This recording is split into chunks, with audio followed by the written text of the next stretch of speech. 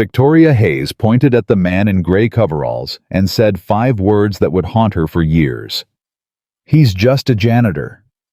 Marcus Webb heard every syllable. His hands stopped moving, his jaw tightened. But he didn't turn toward the woman in the designer suit. He turned toward the hallway where his 7-year-old daughter Emma sat watching from a plastic chair, her eyes wide, absorbing everything. She had heard it too. What Victoria didn't know, what no one in that building knew, was that the janitor she just dismissed held the only solution to a crisis that would bring Hartwell Tower to its knees. Comment your city below so I can see how far this story travels. The emergency alarm split the morning air at 7:42 a.m. Marcus Webb was mopping the east corridor of the 42nd floor when the lights flickered twice, then died. The backup generators kicked in 3 seconds later, 2 seconds longer than they should have. He noticed. He always noticed. His mop stopped mid-stroke. The elevator bank to his left went dark. The digital displays above each door flickered with error codes he recognized immediately. The HVAC system overhead changed pitch, a subtle shift that most people would never detect, but Marcus heard it the way a mechanic hears an engine knock. Something was very wrong. He pulled his phone from his pocket and checked the time. Emma would be finishing breakfast in the lobby daycare right now. He needed to get to her. "Daddy!" He spun around. Emma was running toward him down the corridor, her oversized backpack bouncing against her small frame. The daycare supervisor, Mrs. Patterson, hurried behind her, apologizing. "Mr. Webb, I'm so sorry she heard the alarm and just took off before I could stop her." Marcus knelt down and caught Emma in his arms. Hey, it's okay. I've got you." The lights went out, Emma said, her voice trembling. "And everyone started yelling." "I know, sweetheart. But look." He pointed up at the emergency lights glowing steady above them. "See? The building knows how to take care of itself, just like Daddy taught you." Emma nodded, but she gripped his sleeve and didn't let go. Mrs. Patterson wrung her hands. "Should I take her back down? They're saying it might be a drill, but nobody seems to know." "I'll keep her with me," Marcus said. "If it's a drill, it'll be over soon. If it's not, I want her close." Mrs. Patterson hesitated, then nodded.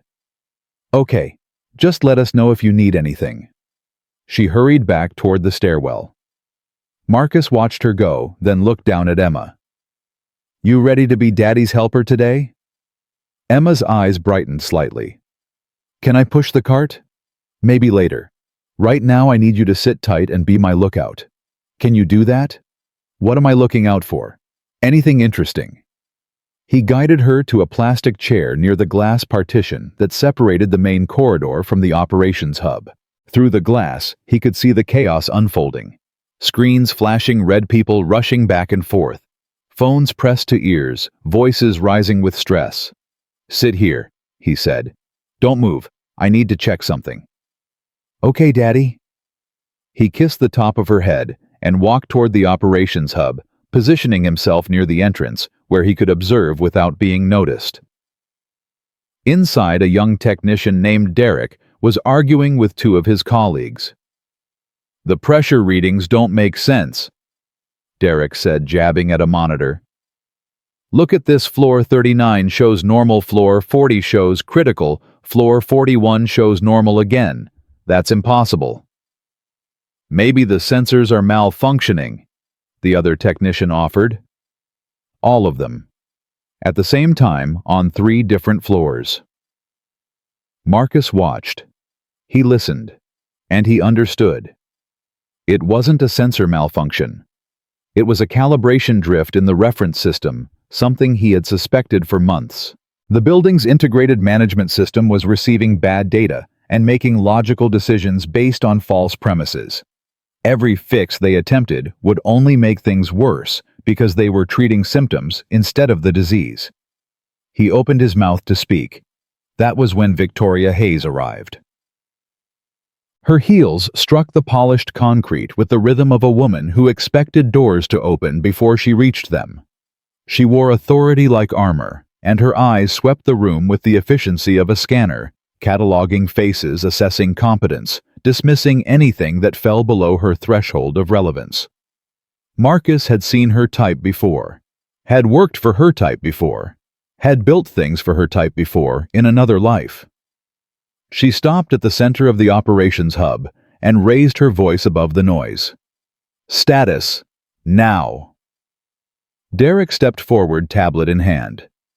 Ms. Hayes, we're seeing cascading failures across multiple systems. HVAC elevators, pressure regulation, fire suppression, they're all interconnected through the building management network, and something is causing them to feed bad data to each other. 'Cause we don't know yet. Then find out. What about the consultants from Meridian Tech? They installed this system 18 months ago. Get them on the phone. Already done. They're sending a team, but they can't be here until tomorrow morning. Victoria's jaw tightened. Tomorrow isn't good enough. This building has 12 major corporate tenants. Patterson and Associates bills $4,000 an hour per partner.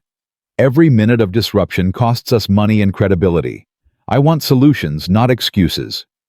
She turned her gaze, sweeping the room again, and this time it landed on Marcus. He was standing near the doorway, mop handle in one hand, watching the screens with an expression that didn't match his uniform.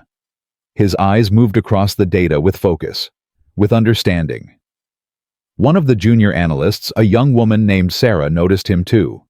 She glanced at the screens, then at Marcus, then back at the screens. Something flickered across her face. Recognition, maybe, or curiosity.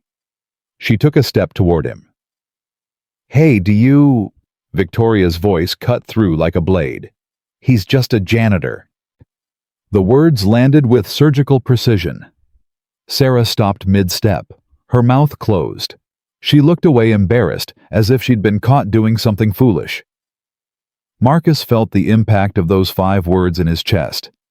Not because they hurt, he had heard worse, but because of what happened next. He turned his head toward the hallway. Emma was watching. Her small face was pressed against the glass partition. Her eyes were wide, and in them, Marcus saw something break, some innocent belief about the world, some trust that people were kind, some faith that her father was valued. She had heard everything. Victoria didn't notice. She had already moved on, barking orders at her team, demanding updates, projecting the confidence of someone who believed the crisis would yield to her authority. But Marcus noticed. He noticed the way Emma's shoulders dropped, the way her hands fell into her lap, the way she looked down at the floor as if she had done something wrong. He walked back to her and knelt down. Hey, you okay? Emma didn't look up. That lady said you're just a janitor. I heard. But you're not just a janitor. You're my daddy. Marcus's throat tightened. That's right. And you know lots of things. You know how the building works. You tell me stories about the machines. I do. Emma finally looked up, and her eyes were wet. Then why did she say that? Why did she say it like it was a bad thing? Marcus didn't have an answer, or rather he had too many answers about class, about credentials, about the invisible hierarchies that sorted people into categories of worth. But none of them were things he wanted to teach a 7-year-old. So he said the only thing he could. Some people only see what they expect to see, sweetheart. It doesn't mean they're right. But it's mean. Yeah, it is. Emma wiped her eyes with the back of her hand. Daddy? Yeah? Are you going to help them fix the building? Marcus looked through the glass at the chaos inside the operations hub. Victoria was on the phone now, her voice rising with frustration. Derek and his team were running diagnostics that would lead nowhere. The screens continued to flash red. He knew what was wrong. He knew how to fix it. And he knew that no one in that room would listen to him because he was just a janitor. I don't know, sweetheart, he said. I don't know. The hours crawled by. Marcus returned to his work, pushing his cart through corridors that grew increasingly chaotic as the building's systems continued to fail. Elevators stopped on wrong floors. Air conditioning cut out in some areas, while blasting frigid air in others. Temperature swings made entire floors uncomfortable, then uninhabitable. And through it all, Emma stayed close. She sat in her plastic chair when Marcus needed to work nearby. She walked beside him when he moved to different floors. She asked questions in her quiet voice, and Marcus answered them the best he could. "Why is the air so cold here, Daddy?" "The building is confused. It thinks this floor is too hot, so it's trying to cool it down." "But it's not too hot. It's freezing." "I know. The building is working with bad information." "Why doesn't someone tell it the right information?" Marcus smiled sadly. "That's a very good question, sweetheart." Around noon, he found himself on the 41st floor, near the mechanical room where the pressure regulation subsystem was housed. The readings on the digital display outside the door confirmed what he already suspected: the reference sensors were feeding corrupted data to the main system. He could fix it. He knew exactly what needed to be done. He hesitated. In his pocket was a small notebook, worn spiral-bound, filled with 3 years of observations. Temperature logs, pressure readings, maintenance notes, patterns he had detected during his night shifts when the building spoke only to those patient enough to listen. He had never shown it to anyone, had never considered that it might have value. But now, "Daddy, what's that noise?" Marcus listened. There it was, a high-pitched whine coming from the ventilation system, barely audible but unmistakable. The pressure differential was building toward a dangerous threshold. If nothing changed, the system would trigger a cascade that could affect the fire suppression network. He had to do something. "Stay here," he told Emma. "Don't move." He walked toward the operations hub, his notebook in hand. The chaos inside had intensified: more screens, more people, more phones ringing. Victoria was in the center of it all, arguing with someone on a conference call. "I don't care about your timeline," she was saying. "I need answers now, not tomorrow. Every hour this continues, we lose tenant confidence. Do you understand what that costs?" Marcus waited until she hung up. Then he approached Derek, who was the least intimidating person in the room. "Excuse me." Derek looked up, confusion flashing across his face. "Can I help you?" "The pressure readings on 41, Marcus said quietly. "They're cycling in a pattern, 12-minute intervals, always spiking at the same relative value.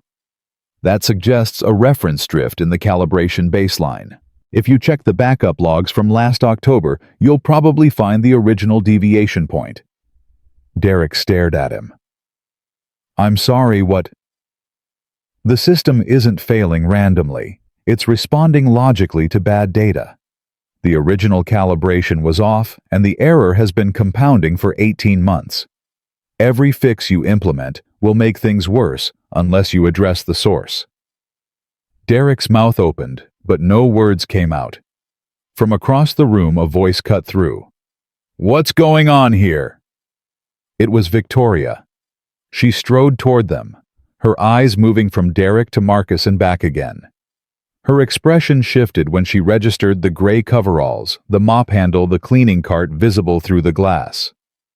"He was just—" Derek started. "He was just leaving," Victoria said.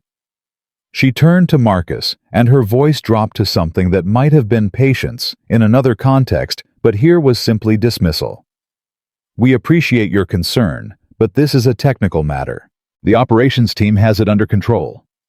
Marcus met her eyes.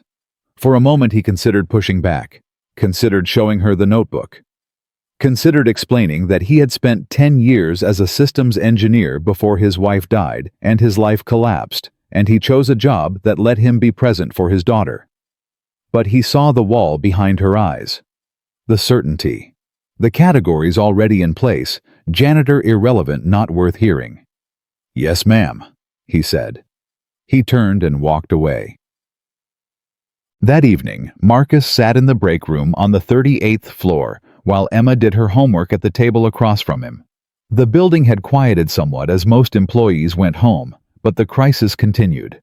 Through the window, he could see the operations hub on the floor above, still lit up, still populated by people chasing solutions that wouldn't work. "Daddy." Yeah, sweetheart. Emma looked up from her math worksheet. When you told that man about the building, the one with the glasses, why didn't he listen? Marcus set down his coffee. He wanted to listen. I think he did. But someone else decided it wasn't worth it. The lady in the red shoes. Yeah. Emma's pencil tapped against the table. She wasn't very nice. She's under a lot of pressure. Sometimes when people are stressed, they don't make good choices about how to treat others. But you're stressed too, and you're still nice. Marcus smiled. I have you to keep me honest. Emma returned to her worksheet, but after a moment, she spoke again without looking up. Daddy, if you could fix the building, would you? What do you mean? If they let you, if they listened. Could you fix it? Marcus was quiet for a long time. Yeah, he finally said. I think I could. Emma nodded, as if this confirmed something she already knew. Then I hope they listen soon, because the air is still weird and my ears keep popping. Marcus reached across the table and squeezed her hand. Me too, sweetheart. Me too. Later that night, long after Emma had fallen asleep on the break room couch, Marcus walked his rounds alone. The building was different at night. Quieter, more honest.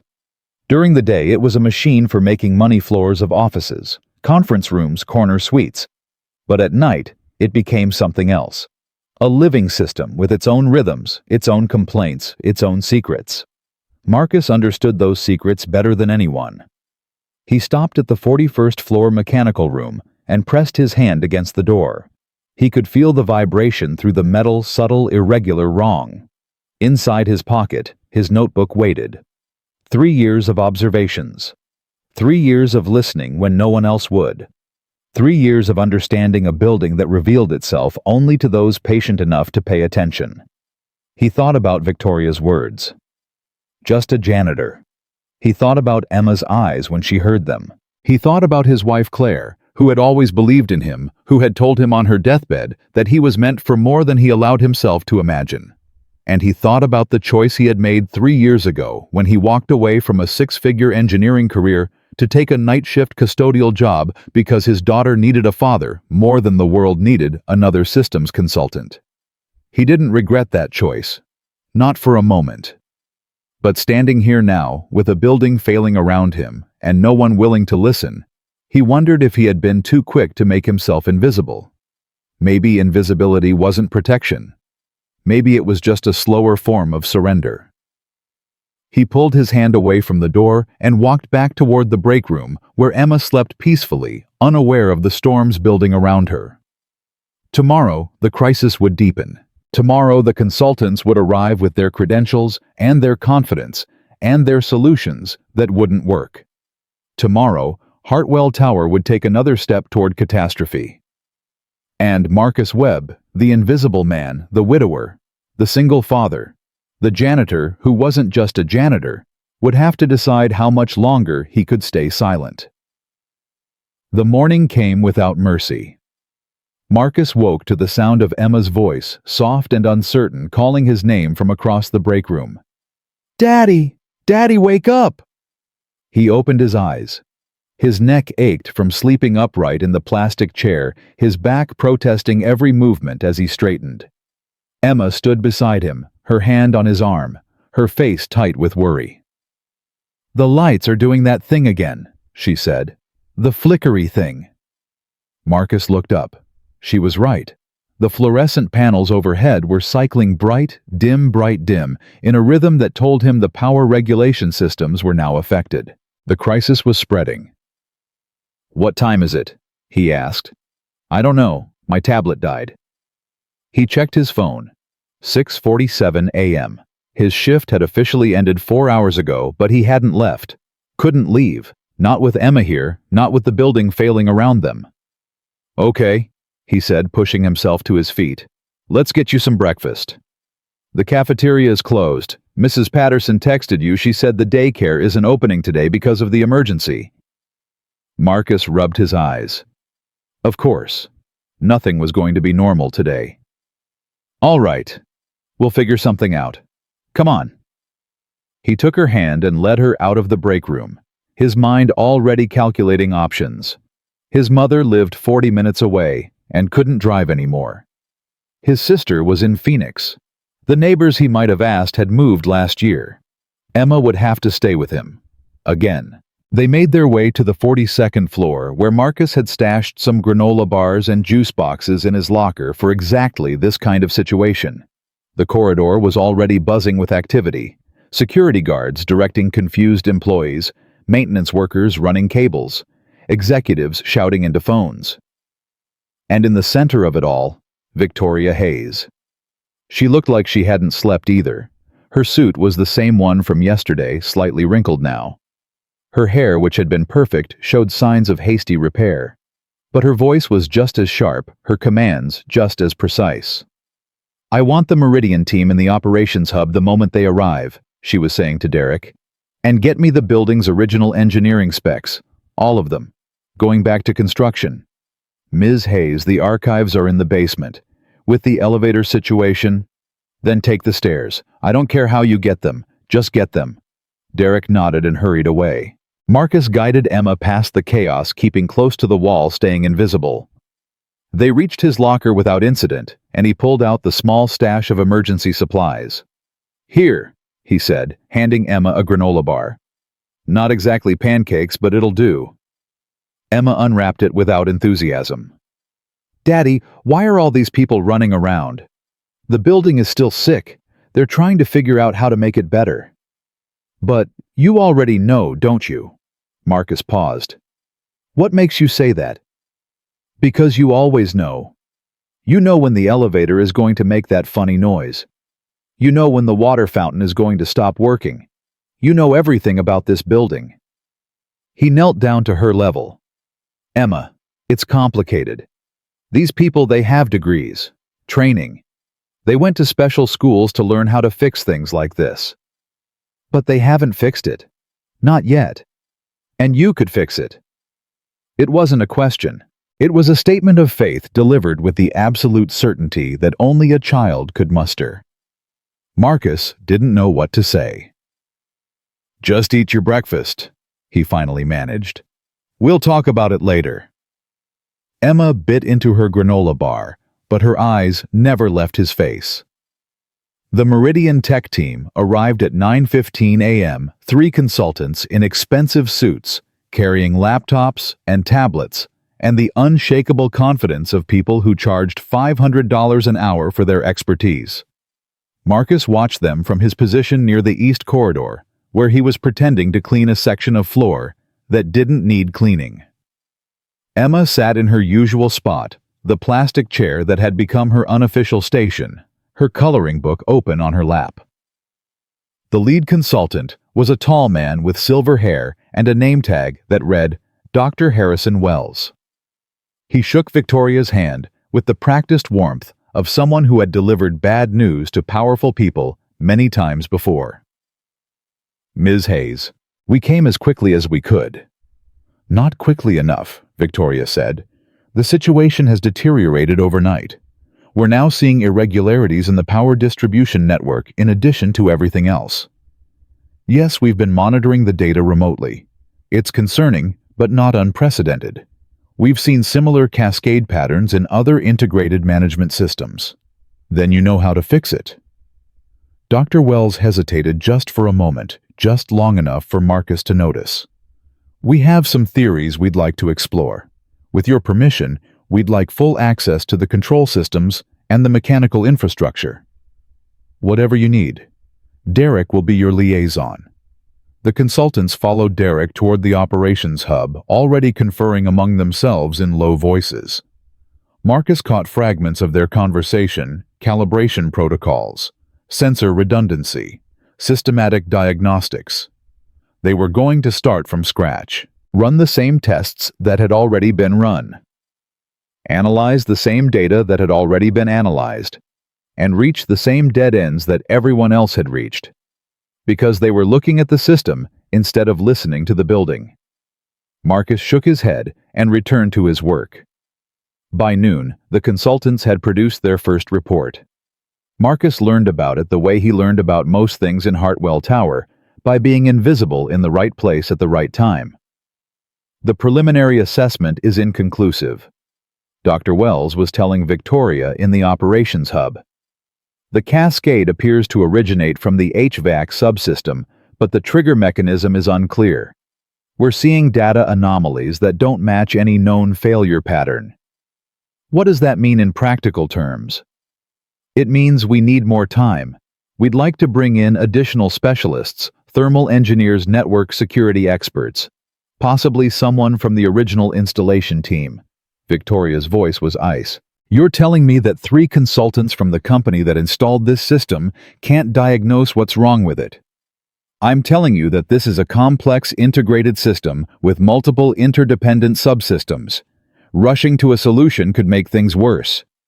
Things are already worse, Dr. Wells. I have tenants threatening to break their leases. I have a fire marshal breathing down my neck. I have an ownership group that wants answers I can't give them. I understand the pressure you're under. No, you don't. Because when this is over, you'll go back to your office and write a report and send us a bill. But I'll be the one who has to explain to the board why their flagship property turned into a liability overnight. The conversation continued, but Marcus had heard enough. He walked back to where Emma was sitting, her coloring book, now abandoned in favor of watching the adults argue through the glass partition. They're fighting, she observed. They're disagreeing.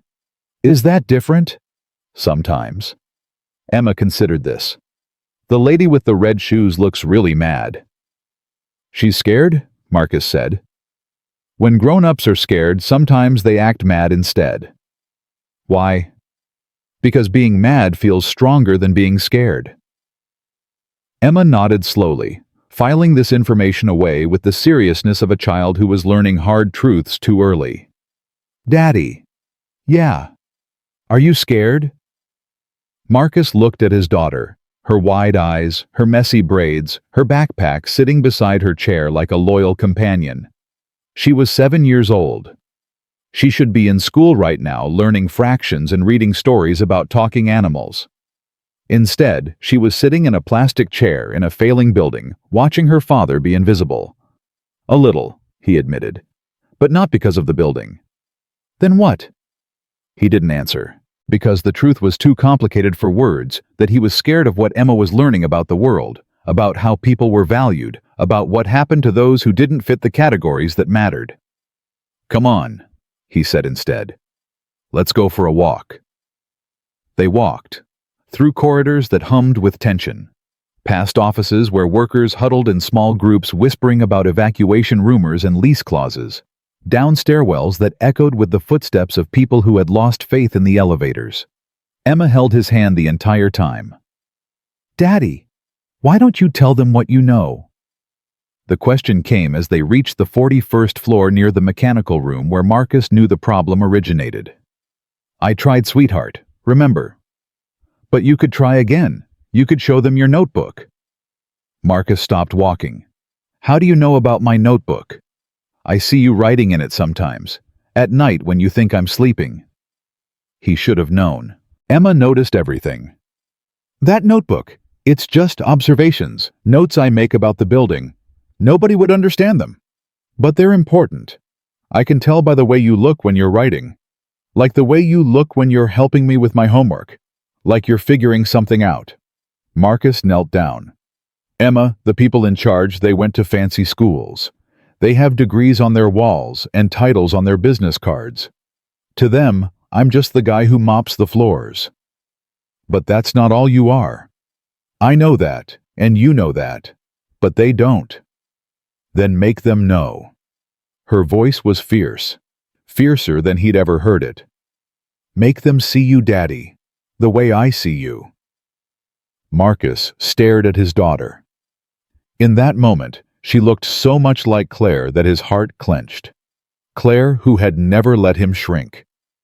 Claire who had always pushed him to be more than he believed he could be. Claire who had died 3 years ago and left him with this beautiful, impossible child who carried her mother's fire. It's not that simple, sweetheart. Why not? Because the world doesn't work that way. Because people see what they expect to see. Because I chose to be invisible, and now I don't know how to be seen again. He said none of these things. Let's keep walking, he said instead. I want to check something.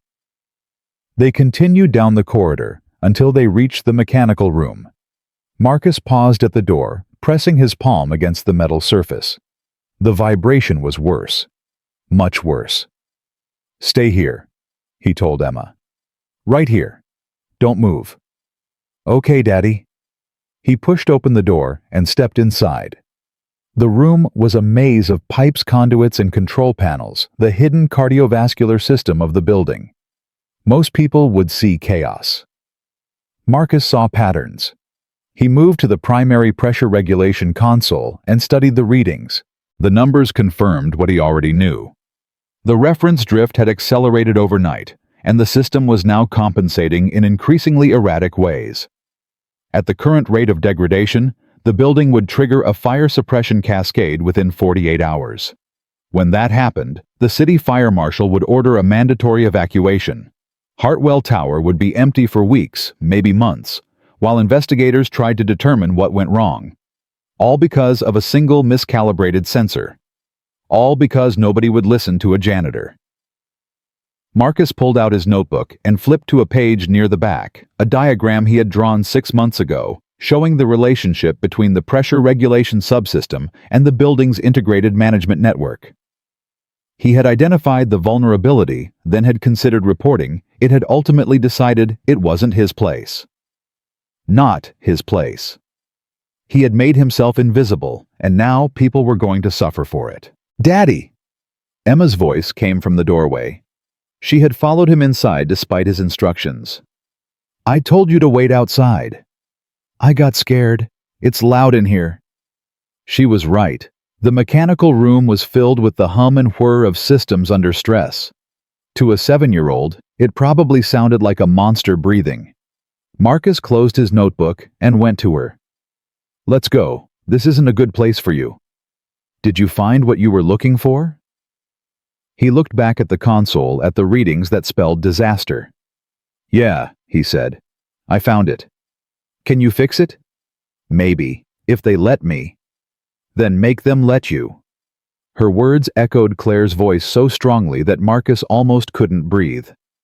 He took Emma's hand and led her out of the mechanical room back into the corridor, back toward the world that had decided he wasn't worth hearing. But something had shifted in him. He wasn't ready to act. Not yet. But he was ready to stop hiding. The afternoon brought more consultants. Dr. Wells had made good on his promise. 2 additional experts arrived, specialists in thermal dynamics and network architecture. They joined the growing team in the operations hub, adding their voices to the cacophony of analysis and speculation. Marcus watched from the margins as always. But now his watching had purpose. He observed the consultants running the same diagnostics he could have told them would fail. He listened to their debates about causation, their theories about trigger events, their proposals for systematic intervention. And he noted with grim satisfaction that none of them were looking in the right direction. They were treating the building like a machine, a collection of systems and subsystems that could be analyzed, optimized, corrected. But the building wasn't just a machine.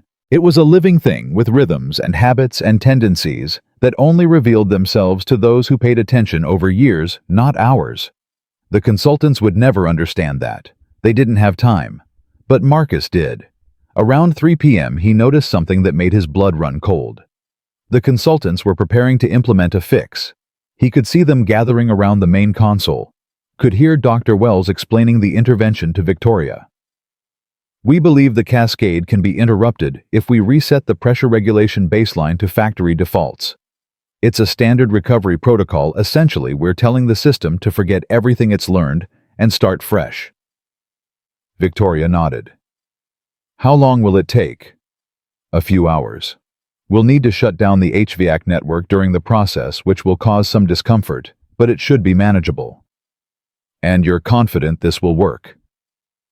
Dr. Wells hesitated again, that same momentary pause Marcus had noticed before. Confident is a strong word, but it's our best option given the available data. Victoria considered for a moment, then nodded. Do it. Marcus's heart dropped. A factory reset wouldn't fix the problem. It would make it worse. The miscalibrated sensor would still be feeding bad data, but now the system would have no memory of its past compensations. The cascade would accelerate, and the pressure irregularities would spread to systems that had so far been unaffected. He had to say something. He stepped toward the operations hub, his hand reaching for the door. "Daddy!" Emma's voice stopped him. He turned. She was standing beside her chair, her coloring book clutched to her chest, her eyes fixed on his face. "Are you going to tell them?" "I have to try." "What if they don't listen again?" Marcus looked at his daughter. Then he looked through the glass at Victoria Hayes, who was signing off on a decision that would doom the building she was trying to save. "Then at least I'll know I tried." He pushed through the door. The operations hub fell quiet as he entered. Every head turned toward him. The consultants in their expensive suits, the technicians at their stations, Derek with his tablet, Victoria with her iron expression. For a moment, no one spoke. Then Dr. Wells stepped forward, his voice polite but dismissive. "I'm sorry, this is a restricted area during emergency operations. Staff only." "I am staff," Marcus said. "I work nights, maintenance and custodial." "Ah." Dr. Wells's expression shifted the subtle recalibration of someone who had just categorized a person as irrelevant. "Well, I appreciate your concern, but this is a technical matter. Perhaps you could—" "The factory reset won't work." The words came out before Marcus could stop them. Louder than he intended. Clearer than he felt. Dr. Wells blinked. "I beg your pardon? The factory reset. It won't fix the cascade. It'll accelerate it." Silence. Victoria stepped forward, her eyes narrowing. "Explain." Marcus took a breath. He could feel every gaze in the room pressing down on him, weighing him, judging him. But he thought of Emma watching through the glass. He thought of Claire, who would never have let him stay silent. And he kept talking. "The cascade isn't originating from the HVAC subsystem. It's originating from a miscalibrated reference sensor in the pressure regulation network. The sensor was installed 18 months ago during the system upgrade. It was calibrated against an incorrect baseline, probably a documentation error that slipped through quality control." He paused, waiting for someone to interrupt. No one did. Over time, the bad data propagated through the integrated management system. The building started making corrections based on false readings, logical corrections individually, but catastrophic collectively. A factory reset won't address the underlying miscalibration. It'll just erase the compensatory behaviors the system developed, which are the only things keeping the cascade from spreading to life safety systems. Dr. Wells stared at him. "And you know this, how exactly?" "Because I've been watching this building for 3 years, every night shift, every system, every anomaly. I documented the calibration drift 6 months ago. I know exactly which sensor is affected and exactly how to correct it." The silence stretched. Then Dr. Wells laughed.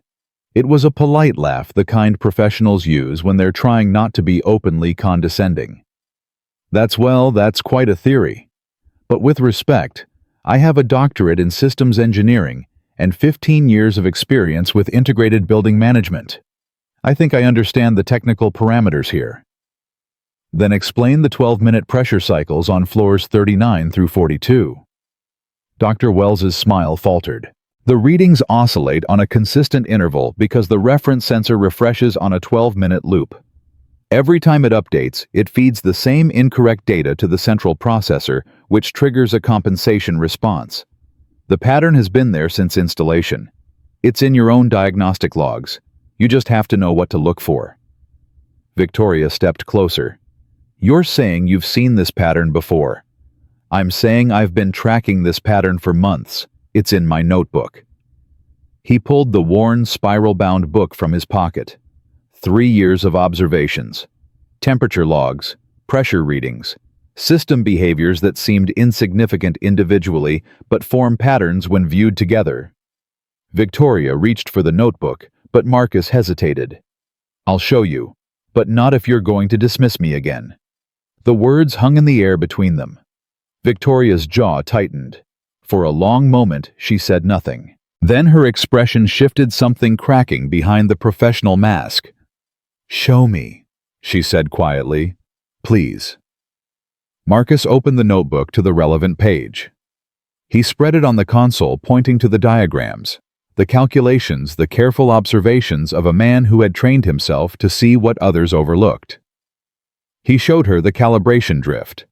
He showed her the propagation pattern. He showed her the exact path the cascade would take if they proceeded with the factory reset. And for the first time, Victoria Hayes looked at him. Really looked at him, not as a janitor, not as a line item in the facility's budget, but as a person who might actually know something worth knowing. "Why didn't you tell us this before?" Marcus's voice was steady. "I tried. You told me I was just a janitor." The words landed like stones. Victoria's face went pale. She opened her mouth closed. It opened it again. Behind him, Marcus heard the door to the operations hub swing open. He turned. Emma was standing there, her backpack over her shoulder, her chin raised. "My daddy knows everything about this building," she said.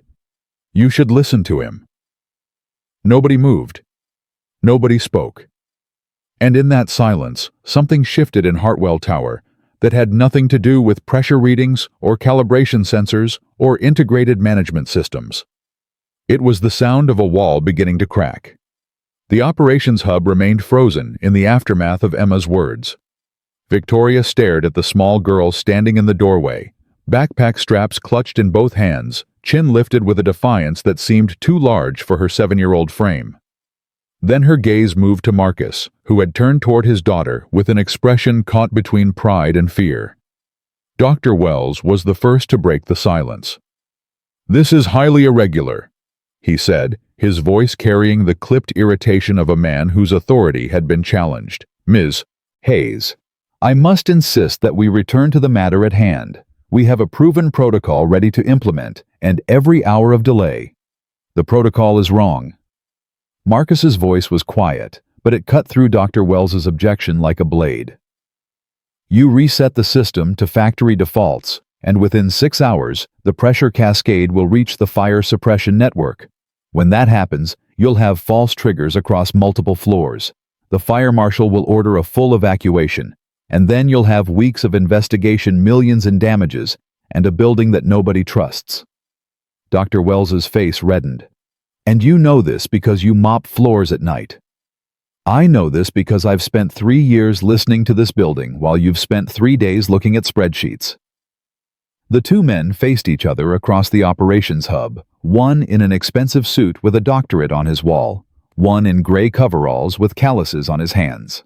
The contrast was stark, almost theatrical, but there was nothing staged about the tension crackling between them.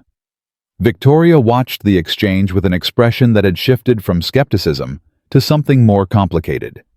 Her eyes kept returning to the notebook spread open on the console, to the careful diagrams and meticulous observations that told a story she hadn't expected to find. "Dr. Wells," she said slowly, "what's the risk assessment on the factory reset?" "Minimal. We've implemented this protocol dozens of times across similar systems." "And what's the success rate?" Dr. Wells hesitated. "In comparable situations, approximately 85%. 85%. Victoria's voice was flat. "And the other 15%? There are always variables that can't be accounted for, but that's true of any intervention." Victoria turned to Marcus. "And your approach? What's the risk?" Marcus met her eyes. "I don't know. I've never done this before. Not on a system this complex, not with stakes this high. I could be wrong. The calibration drift could have affected components I haven't identified. There could be secondary failures I can't predict." Dr. Wells spread his hands. "There you have it. He admits he doesn't know what he's doing." "No," Marcus said. "I admit that I'm not certain. There's a difference. You're certain, and you're wrong. I'm uncertain, and I might be right." The question is, which kind of uncertainty you want to bet on. The room fell silent again. Emma had moved closer to her father during the exchange, her small hand finding his. She didn't speak, but her presence seemed to anchor Marcus to remind him why he was doing this. Victoria looked at the notebook again. Then she looked at Dr. Wells. Then she looked at Marcus. "Tell me exactly what you would do," she said. "Step by step." Marcus took a breath. The root cause is a reference sensor in the Pressure Regulation Network Unit, PR4107, installed during the system upgrade 18 months ago. It was calibrated against an incorrect baseline, probably because someone transposed 2 digits in the reference documentation. The error was small, less than 0.5%, but it's been compounding ever since. He pointed to a diagram in his notebook. The sensor feeds data to the central processor every 12 minutes. Each time it updates, the system receives slightly incorrect information about the pressure differential between floors 39 and 42. The integrated management network tries to compensate, which throws off the readings in adjacent systems, which triggers more compensations, which creates the cascade you're seeing now. And the solution? I need to access the central control room and manually recalibrate the reference sensor against the backup logs from before the installation. Then I need to walk the system through a controlled recalibration sequence, not a factory reset, but a targeted correction that preserves the compensatory behaviors while eliminating the source of the bad data. Dr. Wells scoffed. "That's not a standard protocol. There's no documentation for that approach." "Because nobody's ever needed it before. The system was designed assuming the initial calibration was correct. When it's not, you have to improvise." Improvise. Dr. Wells turned to Victoria. "Ms. Hayes, you can't seriously be considering this. We're talking about a multi-million-dollar integrated management system. You want to hand it over to a janitor who's going to improvise?" Victoria didn't respond immediately. She was looking at Emma, who had pressed herself against her father's side, her eyes fixed on Victoria's face with an intensity that was almost unnerving. "How long would it take?" Victoria asked finally. 4 hours, maybe 5. I need everyone out of the control room, no interruptions, no oversight, no consultants looking over my shoulder and second-guessing every decision. "That's absurd," Dr. Wells said. "You can't expect—" "I can't work with an audience," Marcus interrupted. "Either you trust me to do this, or you don't. But if you're going to stand behind me questioning every keystroke, I might as well not try at all." Victoria was quiet for a long moment. Marcus could see the calculation happening behind her eyes. The risk assessment, the career implications, the weight of everything she had built, pressing against the possibility that she might be wrong about who held the answers. 4 hours, she said finally. "I'll clear the control room, but I want updates every 30 minutes. No updates, no check-ins, 4 hours of silence, and then either the building is fixed or it isn't." "That's not acceptable." "Then find someone else." The ultimatum hung in the air. Dr. Wells stepped forward. "Ms. Hayes, this is reckless. If something goes wrong..." "If something goes wrong, I'll take responsibility." Marcus's voice was steady. "You can tell the board, the tenants, whoever you need to tell that the janitor overstepped his bounds and made things worse. Your reputation stays intact. The consultants walk away clean. All the blame falls on me." Victoria stared at him. "Why would you offer that?" "Because I have a daughter who's watching, and I want her to see that sometimes doing the right thing matters more than protecting yourself." Emma squeezed her father's hand. For a long moment, nobody spoke. The hum of the building's stressed systems filled the silence, a constant reminder that time was running out. Then Victoria turned to Dr. Wells. "Stand down," she said. "Excuse me." "You heard me. Halt the factory reset. Clear the control room. Mr. Webb is going to have his 4 hours." Dr. Wells's face went from red to white. "This is a mistake. When this fails, and it will fail, I want it on record that I objected." "Noted. Now clear the room." The consultant held her gaze for a moment longer, then turned and gestured sharply to his team. They gathered their laptops and tablets with the stiff movements of professionals who had just been overruled by someone they considered beneath them. As they filed out, Dr. Wells paused at the door. 4 hours, he said. And when this building is still failing tomorrow, I expect you to remember who tried to warn you. He walked out without waiting for a response. Victoria watched him go, then turned back to Marcus. The control room is on sub-level 2. Security will give you access. Is there anything else you need? Just time, and for everyone to stay out of my way. Victoria nodded. Then her gaze dropped to Emma, who was still pressed against her father's side. Your daughter? She stays with me. In the control room, during a critical system intervention. She stays with me, Marcus repeated. That's not negotiable. Victoria opened her mouth as if to argue, then closed it. Something in Marcus's expression told her this was not a battle she would win. Fine, but if anything happens to her, nothing will happen to her. She's the reason I'm doing this at all. Victoria held his gaze for a moment, searching for something sincerity perhaps, or the kind of confidence that justified the risk she was taking. Whatever she found seemed to satisfy her. 4 hours, she said. Clock starts now. She turned and walked out of the operations hub, leaving Marcus and Emma alone among the blinking screens and humming servers. Emma looked up at her father. Daddy, are you scared? Marcus knelt down to her level. Yeah, sweetheart. I'm scared. But you're going to do it anyway. Yeah, I'm going to do it anyway. Emma nodded, as if this made perfect sense. Okay, she said. Let's go fix the building. The control room was colder than the rest of the building, a deliberate choice Marcus knew to keep the servers running optimally. Emma shivered as they entered, and he took off his work jacket and draped it over her shoulders. It's freezing in here, she said. I know, but the computers like it cold. They work better that way. That's weird. A lot of things about buildings are weird. You get used to it. He guided her to a chair in the corner away from the main console, but close enough that he could see her if he turned his head. I need you to stay right there, he said. No matter what happens, no matter what I say, you stay in that chair. Okay? Okay, Daddy. And if anyone tries to come in, anyone at all, you come tell me immediately. Even the lady with the red shoes. Especially her. But I don't think she'll come. She gave her word. Emma settled into the chair, pulling his jacket tighter around her shoulders. Daddy! Yeah! You're gonna be amazing! Marcus felt his throat tighten. For a moment, he couldn't speak. Thanks, sweetheart, he managed finally.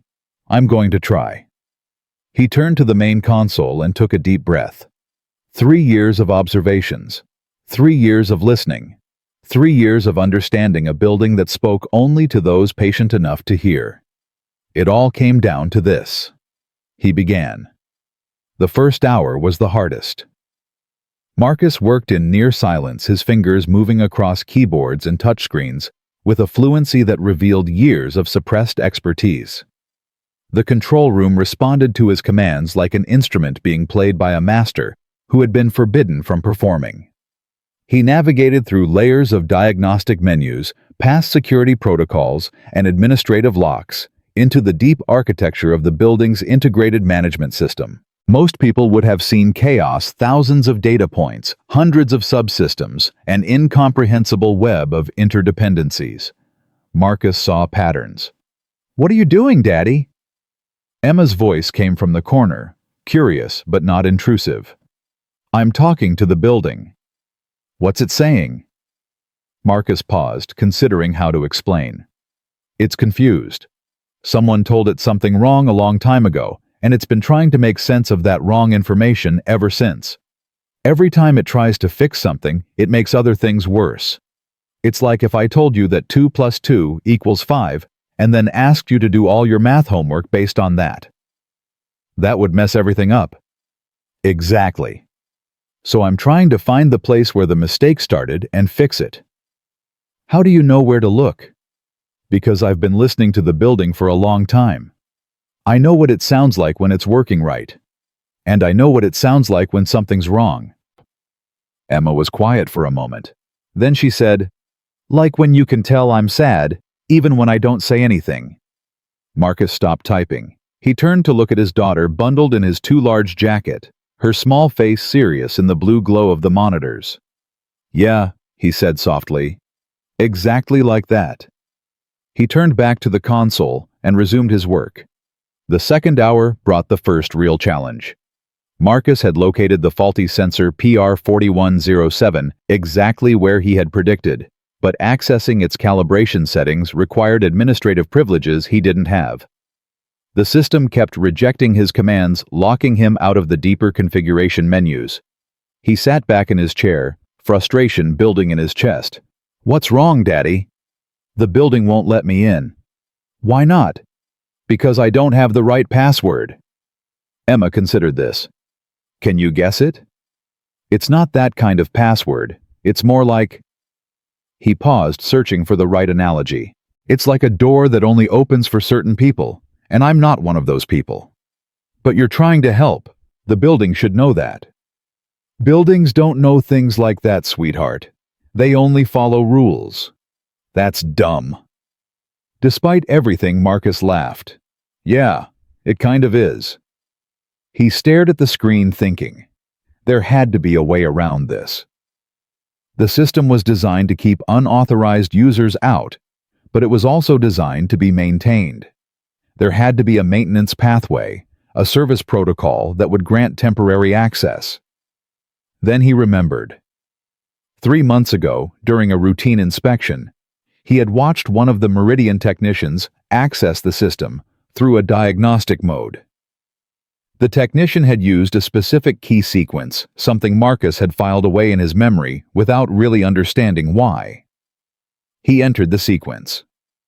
The screen flickered. A new menu appeared. Service mode. The header read, followed by a warning about voiding warranties and accepting liability. Marcus accepted. The system opened to him. "Daddy, you did it." "Not yet, sweetheart. This is just the door. I still have to find what's on the other side." But he was smiling as he said it. The third hour was when everything almost fell apart. Marcus had successfully accessed the sensor's calibration settings and identified the original error, a baseline pressure value that was 0.47% lower than it should have been. A tiny discrepancy invisible to casual inspection, but devastating when compounded over 18 months of continuous operation. He began the recalibration sequence, and the building fought back. The integrated management system had spent 18 months learning to compensate for the bad data. It had developed workarounds, redundancies, adaptive behaviors that kept it functioning despite the underlying error. When Marcus tried to correct the source, the system interpreted his intervention as a threat. Alarms began to sound. Error messages flooded the screens. The temperature in the control room dropped sharply as the HVAC system lurched into emergency mode. "Daddy!" Emma had jumped out of her chair, her eyes wide with fear. "It's okay," Marcus said, though his voice was tight with strain. "It's okay, sweetheart. The building is just scared. It doesn't understand what I'm trying to do." "Make it understand." "I'm trying." His fingers flew across the keyboard, racing against the cascade of errors. He had anticipated resistance, but not this much. The system was more integrated, more interdependent than he had realized. Every correction he made triggered 3 new alarms. He needed to slow down, needed to approach this differently. "Daddy, I'm cold." Marcus glanced at Emma. She was shivering despite his jacket, her arms wrapped around herself. "I know, sweetheart. I know. Just a little longer." He turned back to the console and forced himself to think. The building was like a person, he reminded himself. A person who had been told lies for so long that the truth felt threatening. You couldn't just confront someone like that head on.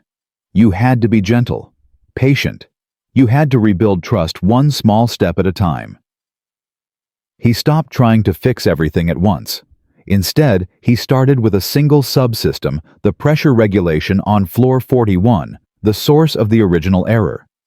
He isolated it from the rest of the network, creating a bubble of corrected data that wouldn't trigger alarms in other systems. The error messages slowed. The temperature stabilized. Marcus exhaled.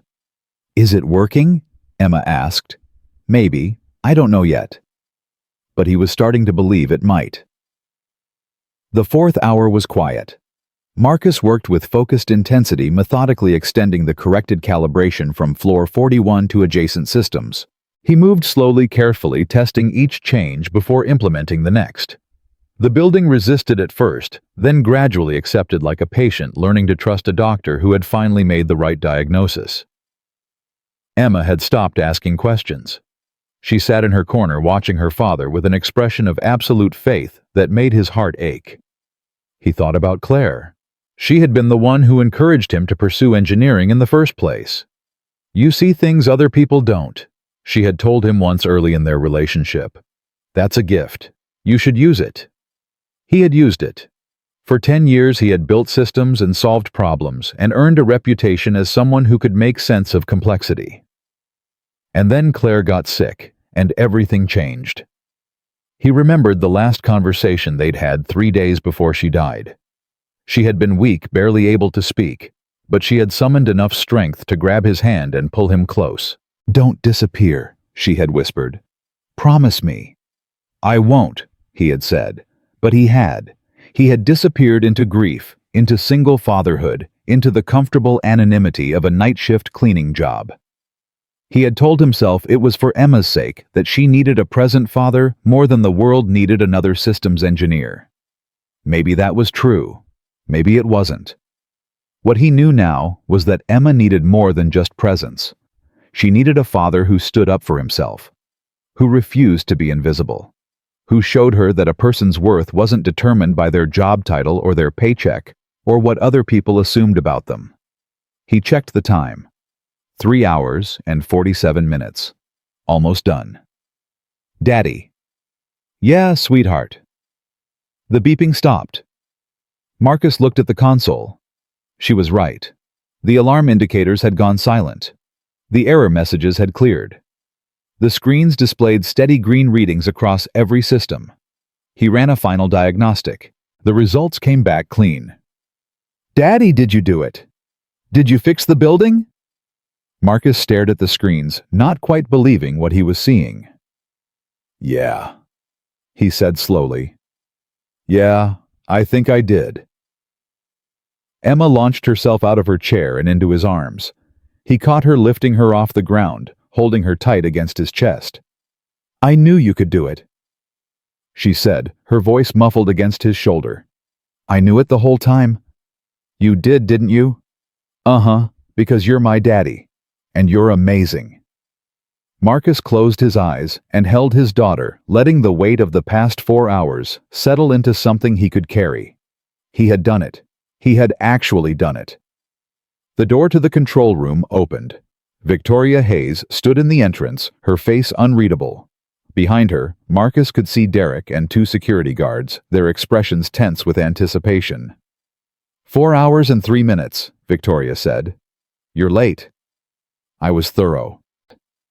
She stepped into the room, her eyes moving to the screens. She studied the readings for a long moment, her expression shifting from skepticism to surprise to something that might have been wonder. "The cascade indicators," she said. "They're all green." "I know. The pressure readings are stable. The HVAC is normalized. The fire suppression system is showing full operational capacity." "I know." Victoria turned to face him.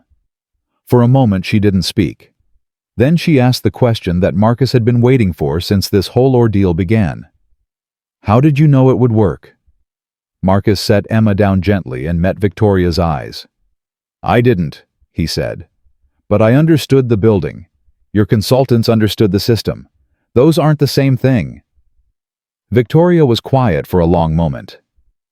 "I owe you an apology," she said finally. Yes, you do. The bluntness of his response seemed to surprise her, but she didn't flinch.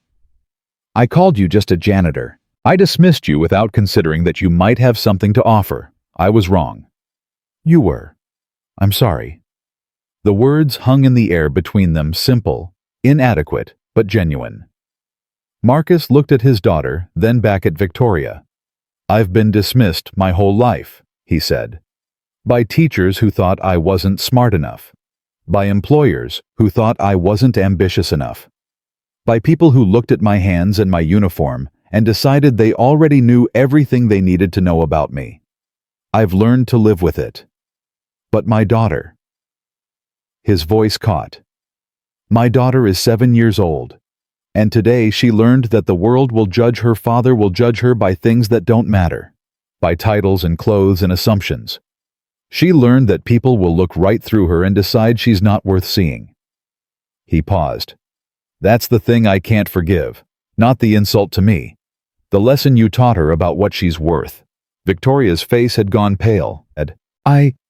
She stopped, started again. I didn't think... No, you didn't. Emma tugged at her father's sleeve. Daddy, it's okay. I know who you are. Marcus looked down at his daughter, and the anger in his chest softened. Yeah, sweetheart, I know you do. He turned back to Victoria. I'm not asking for anything from you. Not recognition, not a promotion, not money. What happened today, I did it because it needed to be done, because people were going to be hurt if someone didn't act. That's reason enough. Victoria nodded slowly. But if you want to make this right, Marcus continued, don't make it about me. Make it about the people like me.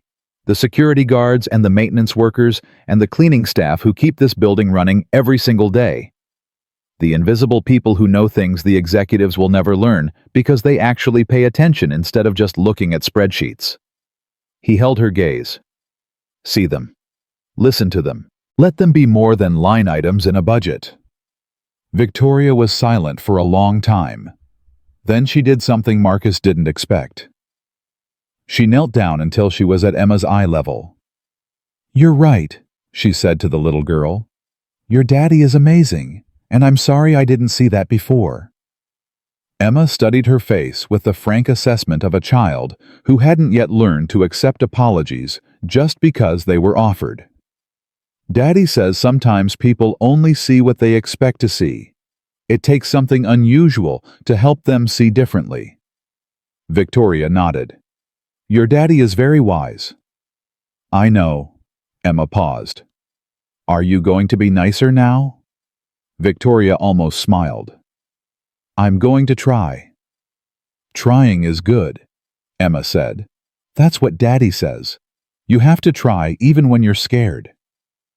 Victoria looked up at Marcus, and something passed between them that didn't need words. She stood. The ownership group will want a full report, she said. They'll want to know how this happened and how it was resolved. I'll need your help documenting the technical details. I'll write it up. And I'll make sure they know who solved it. That's not necessary. It's necessary for me. She held his gaze a moment longer, then turned and walked toward the door. At the threshold, she paused. Mr. Webb. Yeah. Thank you. She walked out without waiting for a response. Marcus stood in the control room, his daughter's hand in his, surrounded by the quiet hum of a building that had finally remembered how to function. He had spent 3 years being invisible. Tonight, for better or worse, he had been seen. The news spread through Hartwell Tower like wildfire. By the time Marcus and Emma made it back to the 42nd floor, the operations hub was buzzing with a different kind of energy. The tension that had gripped the building for 4 days had broken, replaced by something Marcus hadn't expected: curiosity. People were looking at him, not through him the way they usually did, at him. Their eyes followed his gray coveralls, his worn work boots, his calloused hands, still marked with the grime of the control room keyboards.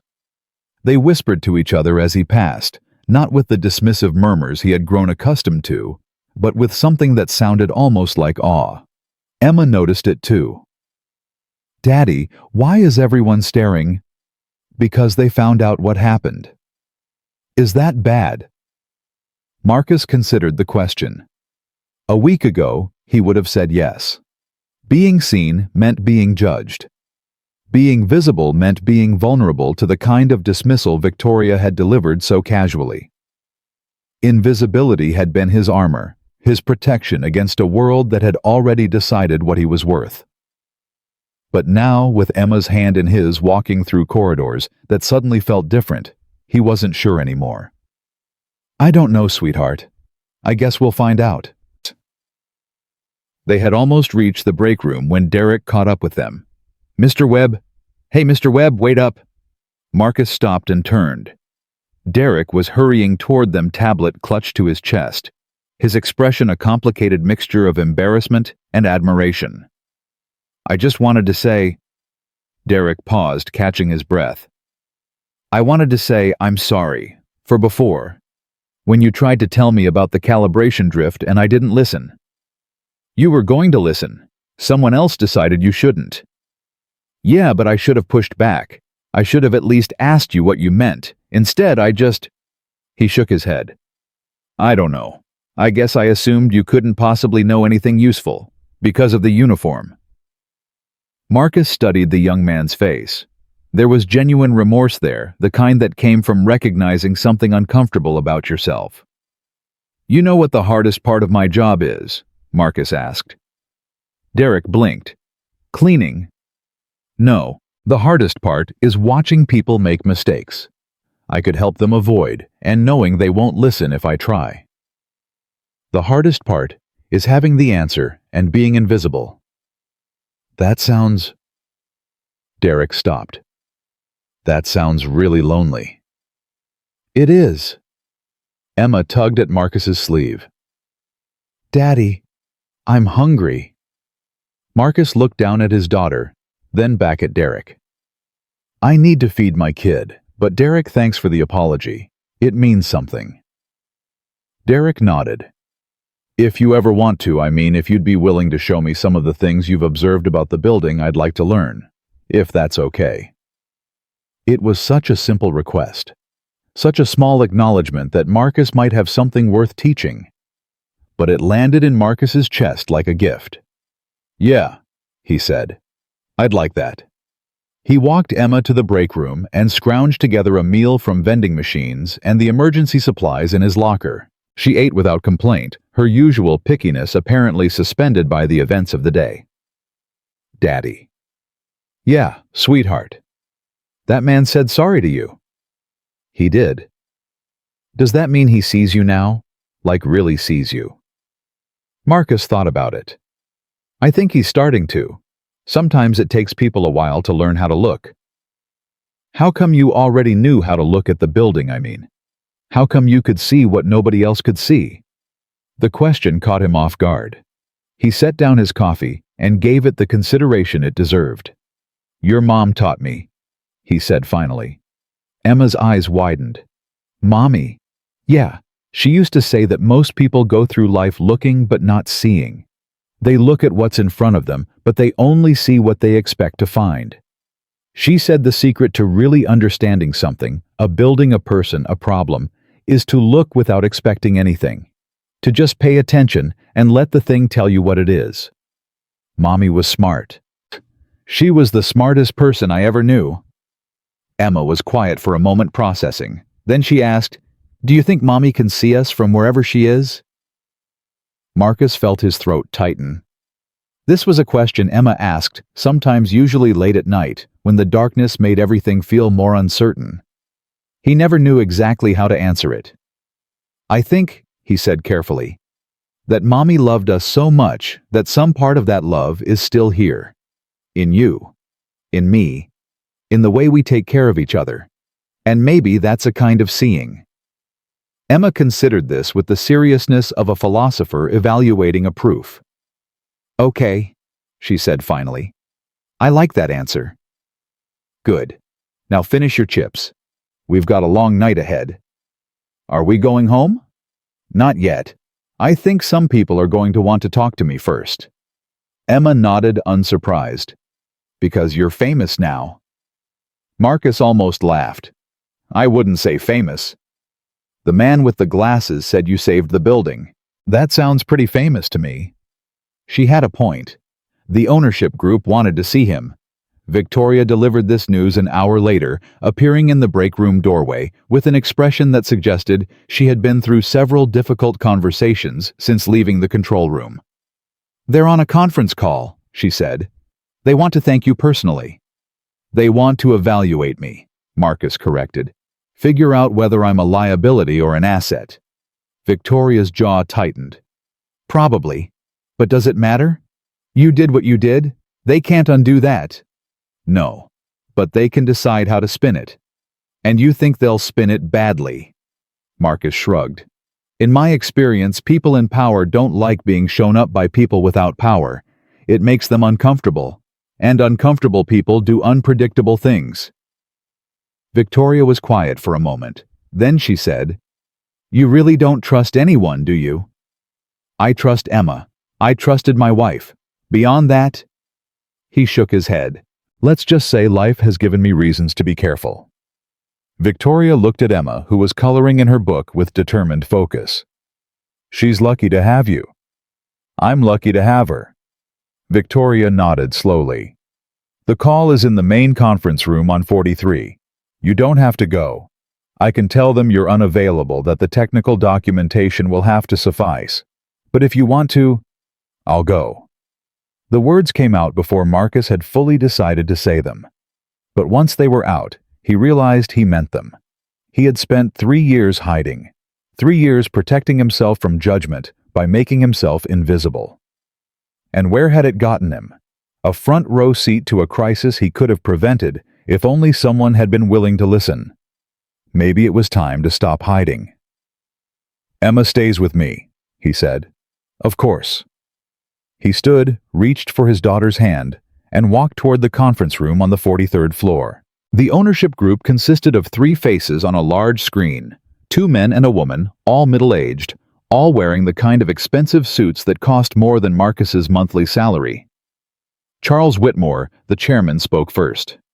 Mr. Webb, we've been briefed on the situation. I understand you played a significant role in resolving the system failure. I fixed it, Marcus said simply. Your consultants couldn't. There was a brief silence, the kind that suggested Marcus had already deviated from the script they expected him to follow. Yes, well. Whitmore cleared his throat. We're certainly grateful for your initiative. However, there are some concerns about protocol. You accessed restricted systems without authorization. You bypassed security measures. You made significant modifications to the building's infrastructure without oversight. Your building was going to trigger a fire suppression cascade within 48 hours. The fire marshal would have ordered a full evacuation. You would have lost tenants' revenue and reputation. I prevented that. By acting outside the chain of command. The chain of command was failing. Another silence. The woman on the screen, Margaret Chen, according to the nameplate visible on her desk, leaned forward. Mr. Webb, what Dr. Wells tells us is that you have an engineering background, that you worked in the field before taking your current position. That's correct? May I ask why you chose to leave engineering? Marcus felt Emma's hand tighten in his. She knew this story. She had lived it. My wife was diagnosed with cancer 4 years ago. The treatment was aggressive. She needed constant care. I couldn't provide that and maintain an engineering career. After she died, I needed a job with flexible hours and no travel, so I could be present for my daughter. He paused. I chose to be a father first and an engineer second. The world decided that made me just a janitor. Margaret Chen's expression softened slightly. I'm sorry for your loss. Thank you. Whitmore jumped back in, apparently uncomfortable with the emotional turn. The question before us is how to proceed. We have a building that's now functioning properly thanks to your intervention. We also have a public relations situation to manage. The tenants are asking questions. The consultants are, let's say, unhappy about being proven wrong. With respect, sir, I don't care about your PR situation. I fixed your building because it needed fixing, not because I wanted recognition or reward. Then what do you want, Mr. Webb? The question hung in the air. Marcus thought about it. He thought about the years of invisibility, the casual dismissals, the assumptions that had been made about him based on his uniform and his job title. He thought about Emma watching and learning from every interaction he had with the world. I want you to create a program, he said finally. A formal channel for facility staff to report observations and concerns about building systems. Not a suggestion box that gets ignored.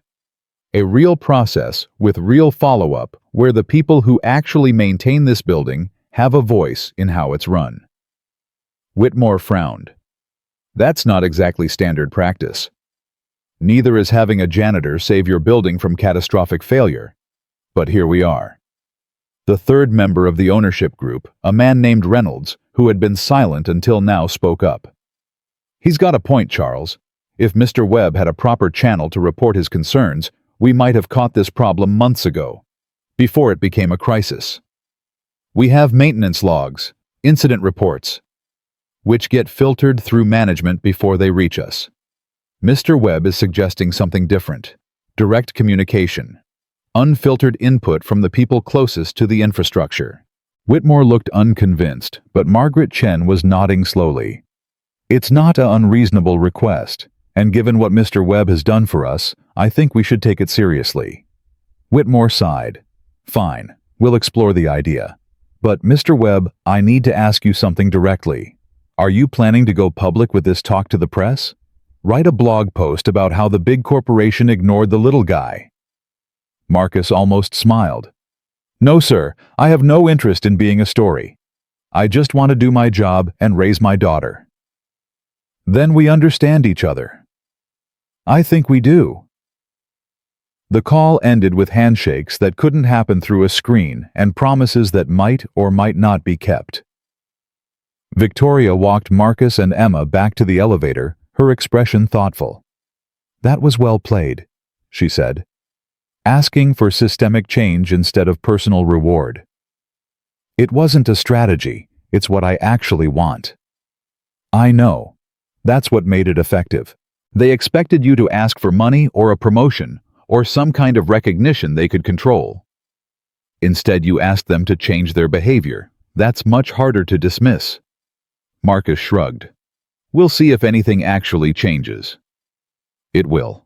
I'll make sure of it. He looked at her, surprised by the conviction in her voice.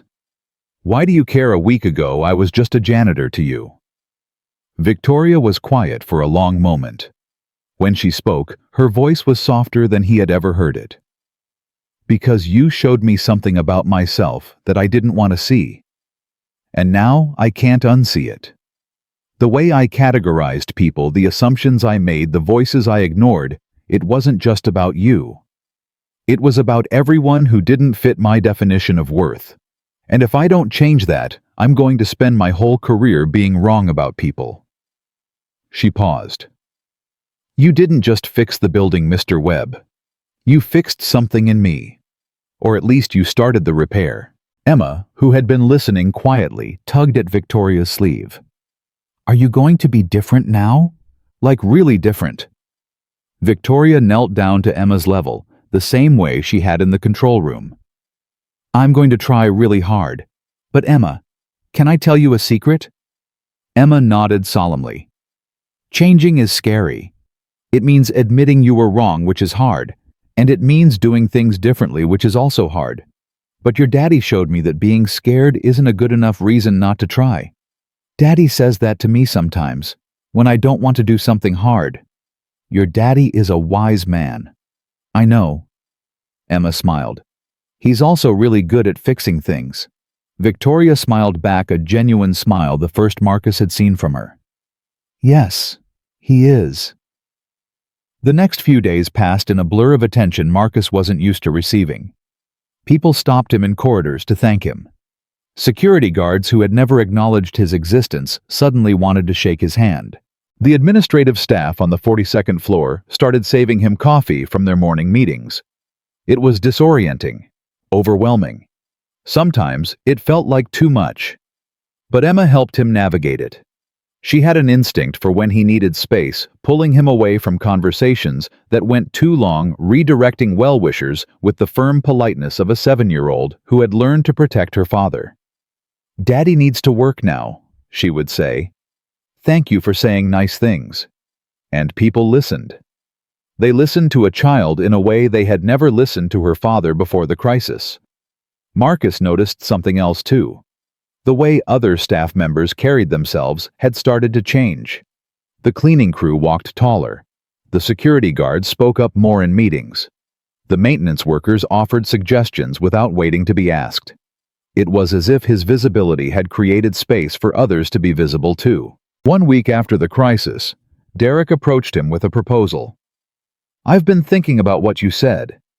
About watching people make mistakes you could help them avoid." "Yeah. What if we created a system, like a knowledge base but for the building, where people like you, people who actually work with the infrastructure every day, could document what they observe? Patterns, anomalies, things that might become problems later." Marcus considered it. The ownership group talked about creating channels for input. This would be different. This wouldn't go through management. It would be a shared resource accessible to anyone who needed it. Engineering, maintenance operations, everyone would be able to see what everyone else was seeing. That's a big project. I know, but I think it could prevent a lot of problems, and I think you're the right person to help design it. Marcus looked at Derek, really looked at him the way he looked at the building systems, the way Claire had taught him to look at the world. What he saw was a young man trying to do better, trying to build something that mattered, trying to make sure that the next person like Marcus wouldn't have to choose between being invisible and being heard. "Okay," Marcus said. "Let's talk about it." Emma was with him as always. She sat in the corner of the conference room where Derek had set up his laptop coloring while the adults talked about databases and user interfaces and information architecture. But she was listening too. Marcus could tell by the way her crayon moved slowly when something interesting was being said quickly during the boring parts. After an hour, Derek stepped out to take a phone call. Marcus walked over to Emma and sat down beside her. "You okay, sweetheart? This is probably pretty boring." "It's okay. I like hearing you talk about building stuff." Yeah, you sound different when you talk about it, like you're happy." Marcus thought about that. She was right. For the first time in 3 years, he was doing work that used his full capabilities. Work that mattered. Work that might actually make a difference. "I guess I am happy," he admitted. "Does that mean you're going to stop being a janitor?" The question cut straight to the heart of something Marcus had been avoiding. "I don't know, sweetheart. What do you think I should do?" Emma set down her crayon and turned to face him with the grave attention of a child who understood she was being consulted on something important. "I think you should do whatever makes you happy. But Daddy..." She paused, choosing her words carefully. "I don't want you to be invisible anymore. I want people to see you the way I see you." Marcus felt tears prick at his eyes. "Even if it means I might have to work more. Travel sometimes, not be there for every school play." Emma was quiet for a moment. Then she said, "Mommy told you not to disappear, right?" Marcus's breath caught. "How do you know about that?" "I heard you tell Grandma once, after the funeral." He had forgotten that conversation, had blocked it out along with so much else from those terrible weeks after Claire died. "She wanted you to use your gift," Emma continued. "That's what you told Grandma. She wanted you to help people. And I think..." She stopped, her small face serious. "I think maybe being invisible was a kind of disappearing. Even if you were still here with me." Marcus stared at his daughter. When had she grown up so much? When had she started understanding things that took most adults decades to figure out? "You're too smart for 7 years old," he said finally. "Grandma says I take after Mommy." "You do. You really do." Emma smiled and picked up her crayon again. "So are you going to stop disappearing?" Marcus thought about Claire. about the promise he had made, about the years he had spent hiding from a world that had hurt him, protecting himself from expectations he was afraid he couldn't meet. And he thought about Emma, who had watched him be dismissed and diminished, who had learned lessons about worth and value from the way the world treated her father. "Yeah," he said. "I think I am." Derek returned from his phone call, and they resumed their discussion of the knowledge-based system. But something had shifted in Marcus. A decision had crystallized. A path had emerged from the fog of uncertainty that had surrounded his future since Claire died. He wasn't going to be invisible anymore. He wasn't sure yet what that meant, whether he would return to engineering or stay in facilities, but with an expanded role, or find some new path entirely. But whatever he did, he would do it as himself. Fully present. Fully visible. For Emma. For Claire. For all the people like him who had been sorted into categories that had nothing to do with who they actually were. The meeting with Derek ended late in the evening. Emma had fallen asleep in her corner, her coloring book serving as a pillow. Her small body curled into a position that looked uncomfortable but somehow peaceful. Marcus gathered her gently, lifting her without waking her, and headed toward the elevator. The building hummed around him, the same building he had tended for 3 years. The same building that had revealed itself to him night after night, sharing its secrets with someone patient enough to listen. But tonight, it felt different. Tonight it felt like a beginning rather than an ending. He pressed the button for the ground floor and waited as the elevator descended. Emma stirred in his arms. "Daddy? Hey, sweetheart, we're going home." "Did you finish your meeting?" "Yeah, Derek and I made a lot of progress." "That's good." She yawned and nestled closer. "Daddy." "Yeah. I'm proud of you." Marcus's arms tightened around his daughter.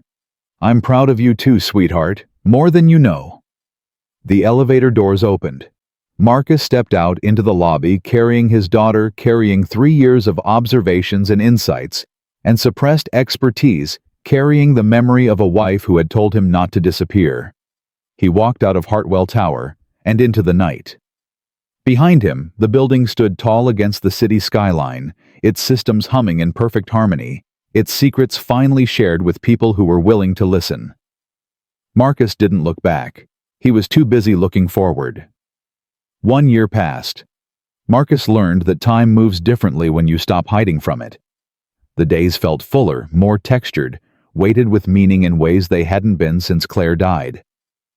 He still worked at Hartwell Tower, but nothing else about his life remained the same. The knowledge-based system he had designed with Derek launched 6 months after the crisis. They called it the Observer Network, a name Emma had suggested one evening over dinner, her face bright with the pride of a child who had contributed something important. "Because that's what you do, Daddy. You observe. And now other people can observe too." The system had started small, just the maintenance staff and a few engineering techs logging their observations about building systems. But it grew. Security guards began noting patterns in foot traffic and access points.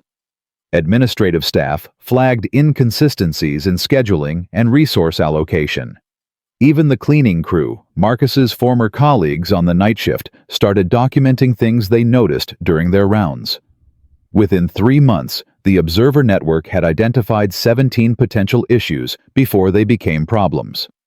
A failing pump in the cooling system. A wiring degradation in the east stairwell. A ventilation imbalance that would have triggered air quality complaints within weeks. Hartwell Tower had become a building that listened to itself. And Marcus had become something he never expected to be, a voice that people sought out. "Mr. Webb, do you have a minute?" He turned from the console where he was reviewing the morning's observation logs.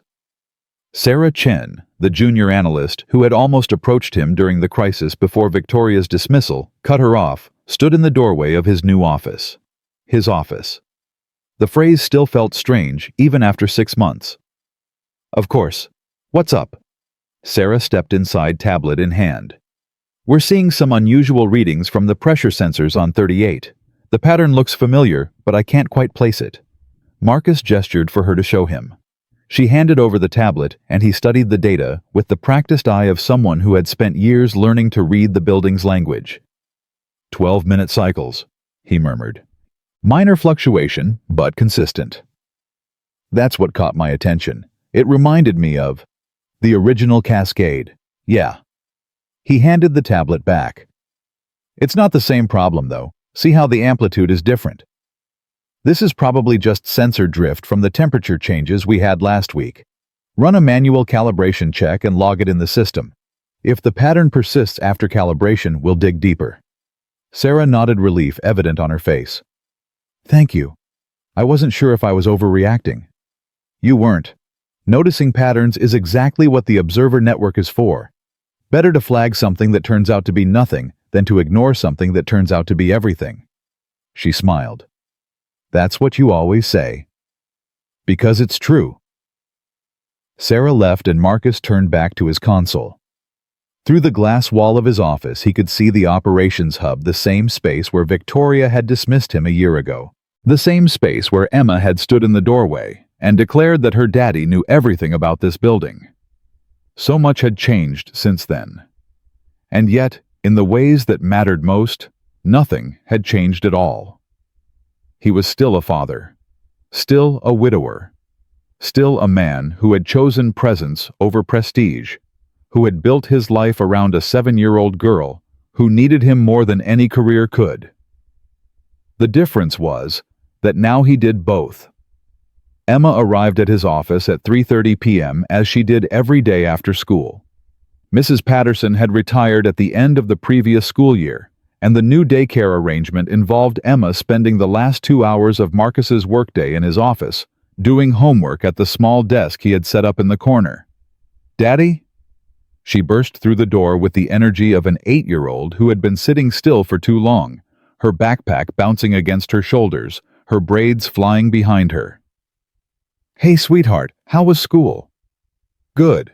We learned about ecosystems today. Mrs. Rodriguez said an ecosystem is like a building.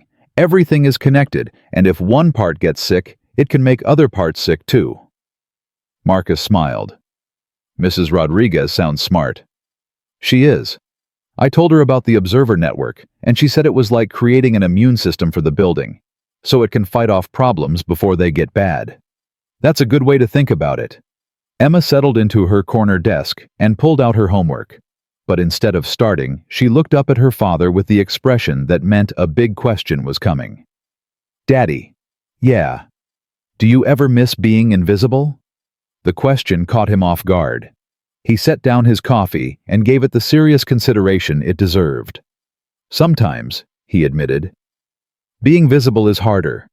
People have expectations now. They want things from me. Sometimes I make mistakes and everyone sees. But you didn't make mistakes when you were invisible. I made plenty of mistakes. The difference is, nobody noticed, which meant nobody helped me fix them, but it also meant nobody judged me for them. Emma nodded, slowly processing this. So being invisible is like being safe, but also being alone. Marcus stared at his daughter. Sometimes she said things that made him wonder if she was actually 7 going on 40. Yeah, he said. That's exactly what it's like. I don't think I'd want to be invisible, Emma said thoughtfully. Even if it was safer, I'd rather have people see me and help me when I make mistakes. That's because you're braver than I was. No. Emma shook her head firmly. It's because you taught me. You showed me that being seen is better than being safe. Marcus felt his throat tighten. When did you get so wise? I learned from watching you, Daddy. She grinned. And from Mommy. I talk to her sometimes in my head. She gives good advice. What kind of advice? She told me to always tell the truth even when it's scary, and to never let anyone make me feel small, and to take care of you because you forget to take care of yourself sometimes. Marcus laughed, blinking back tears. She's right about that last one. I know. That's why I remind you to eat lunch. And I appreciate it, sweetheart, more than you know. Emma returned to her homework, and Marcus returned to his console, but his mind was elsewhere. He was thinking about Claire, about the advice she was apparently still giving from wherever she was, about the way she had always pushed him to be more than he thought he could be. Don't disappear, she had told him. He hadn't. Not anymore. At 5 p.m., Victoria appeared in his doorway. She looked different than she had a year ago. Not just her appearance, though she had softened her wardrobe, traded some of the sharp edges for something more approachable, but something in her bearing. The armor she had worn so visibly during the crisis had been replaced by something more flexible, more human. Got a minute? Marcus nodded. Emma. Miss Hayes and I need to talk. Can you work in the break room for a bit? Emma gathered her homework without complaint. As she passed Victoria in the doorway, she paused. Hi, Miss Hayes. Hi, Emma. How's third grade? Good. We're learning about ecosystems. That sounds interesting. It is. Did you know that if you remove one species from an ecosystem, it can cause a cascade that affects everything else? Kind of like what happened to the building. Victoria smiled. I did know that. Your daddy taught me. Emma nodded approvingly and headed toward the break room. Victoria watched her go with an expression that had become familiar over the past year, a mixture of fondness and something like wonder. She's growing up so fast. Too fast, Marcus agreed. What's on your mind? Victoria stepped into the office and closed the door behind her, a gesture that told Marcus this was serious. The ownership group wants to promote you. Marcus blinked. Excuse me. They want to create a new position, Director of Building Intelligence. You'd oversee the observer network, coordinate between maintenance and engineering, serve as a consultant for other properties in their portfolio. Significant salary increase. Corner office. The works. Marcus sat back in his chair, processing. I have a corner office. You have a converted storage room with a glass wall. It has a window. The window faces the parking garage. Despite himself, Marcus laughed. Fair point. Victoria didn't laugh. Her expression remained serious, almost anxious. This isn't charity, Marcus, and it's not guilt. The Observer Network has saved them hundreds of thousands of dollars in prevented failures. The other property managers are asking how they can implement something similar. You've created value, real measurable value, and they want to capture more of it. And they need me to do that. They need someone who understands the philosophy behind the system. Not just the technology, but the approach. The willingness to listen to people who are usually ignored. That's not something you can hire off the street. Marcus was quiet for a long moment. A year ago, he would have refused without hesitation. A year ago, visibility still felt like danger, and advancement felt like a betrayal of the choice he had made when Claire died. But a year ago, his daughter had stood in a doorway and told a room full of executives that her daddy was amazing. A year ago, he had learned that being invisible wasn't protection, it was just a slower way of disappearing. What about Emma? What about her? The hours. The travel to other properties. I became a janitor so I could be there for her. I'm not going to sacrifice that for a corner office that faces something better than a parking garage. Victoria nodded, as if she had expected this. The position would be flexible. Remote work options. No overnight travel unless absolutely necessary. They're willing to accommodate whatever you need to make it work for your family. Why? Because you're worth it. Victoria paused. And because I told them that if they wanted you, they'd have to work around your priorities, not the other way around. Marcus studied her face. You advocated for me. I advocated for common sense. You're the best person for this job. If they're not willing to make it accessible to you, they don't deserve you. That's... He stopped searching for the right word. Thank you. Don't thank me yet. The board still has to approve the position. But Charles Whitmore is on board, and Margaret Chen has been your champion since the crisis. Reynolds might need some convincing, but I think we can get there.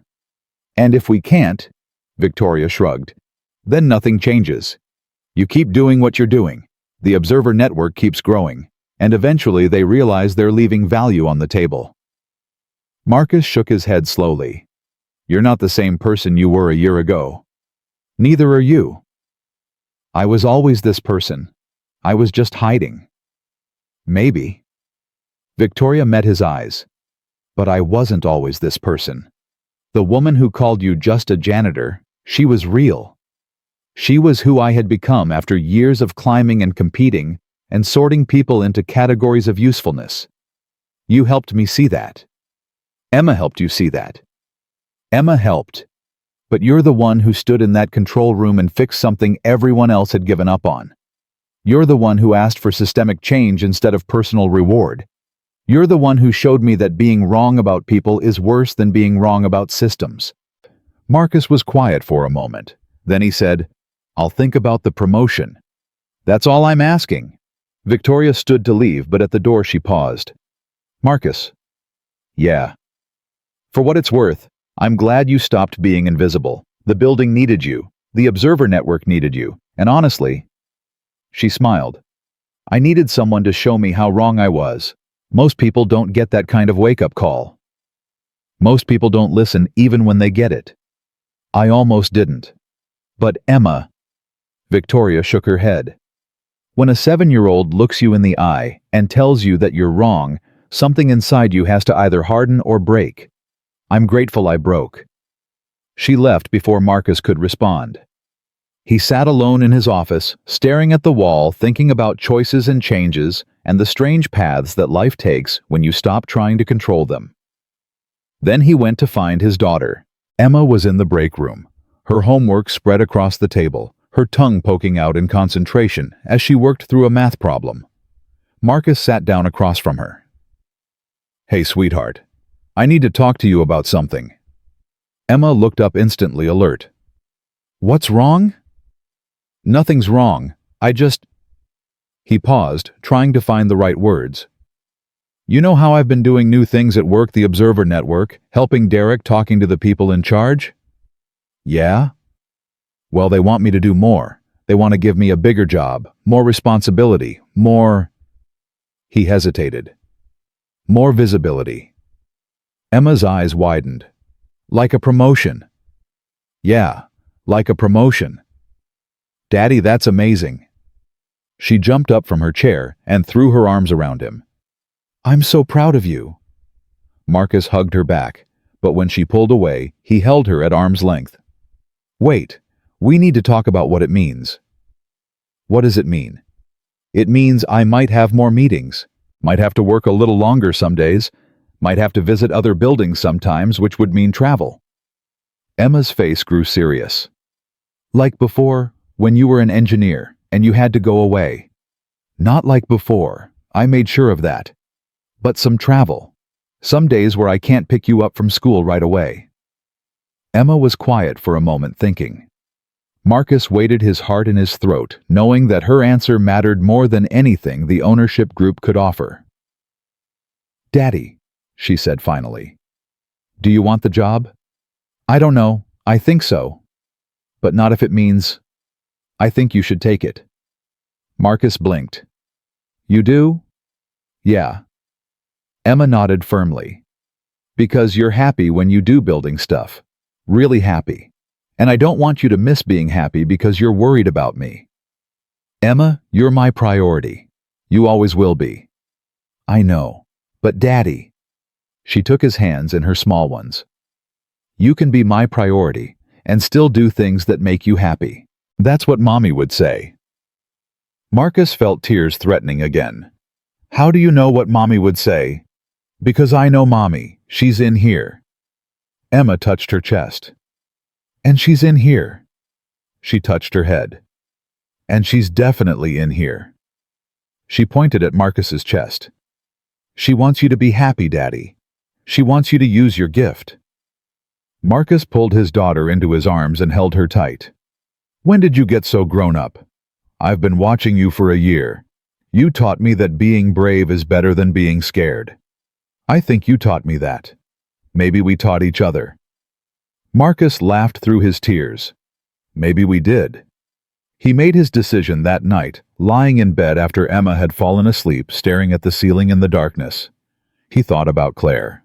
about the promise he had made at her bedside, about the years of hiding that had followed the comfortable invisibility, the slow disappearance into a role that protected him from expectation and judgment. And he thought about what Emma had said, that being scared wasn't a good enough reason not to try. That being his priority didn't mean he had to sacrifice everything else.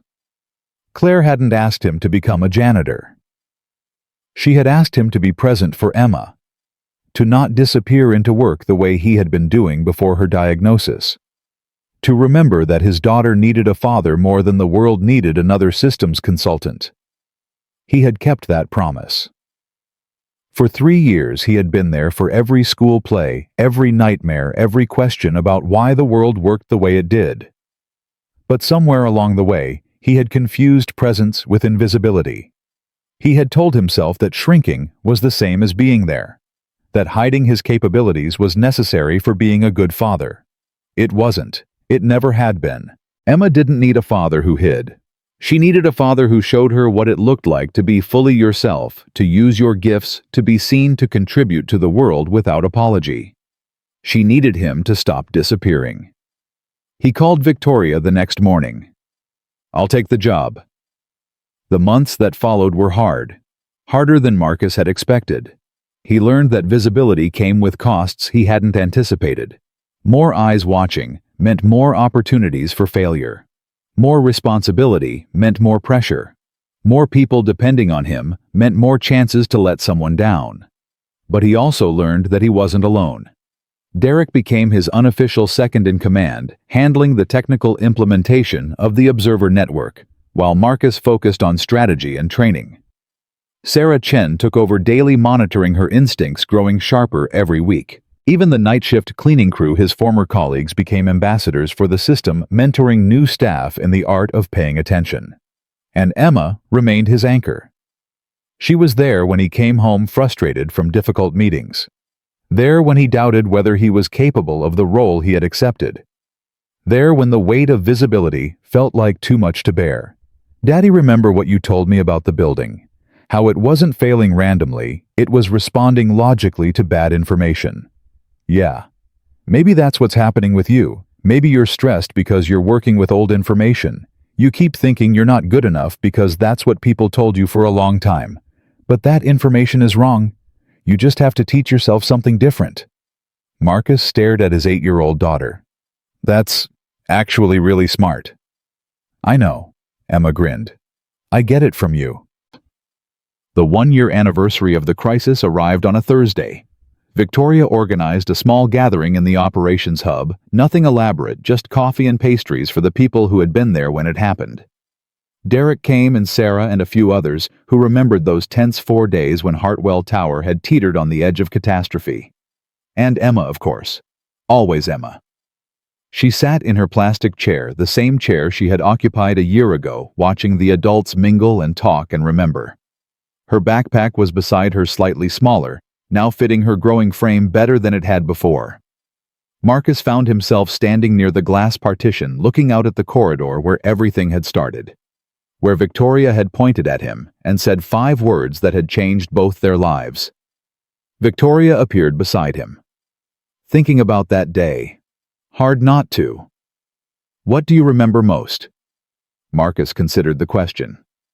Emma, standing in the doorway, telling a room full of executives that her daddy was amazing. That was quite a moment. She's quite a kid. They stood in silence for a while, watching the gathering through the glass. "You know," Victoria said eventually, "I've been thinking about something you said during the crisis. You said that the hardest part of your job was watching people make mistakes you could help them avoid knowing they wouldn't listen." "I remember. Is that still true? Now that you're the director of building intelligence with a corner office that faces something better than a parking garage?" Marcus smiled. "The office faces the park, actually," Emma insisted. "Of course she did, but you didn't answer my question." He thought about it, really thought about it. "No," he said finally. "It's not true anymore. People listen now. Not because of the title or the office, but because we built something that teaches them to listen. The Observer Network isn't just a system, it's a philosophy. Everyone has something worth noticing. Everyone's observations have value. That sounds like something Claire would say. Marcus turned to look at her. How do you know about Claire? Emma told me, during one of our conversations.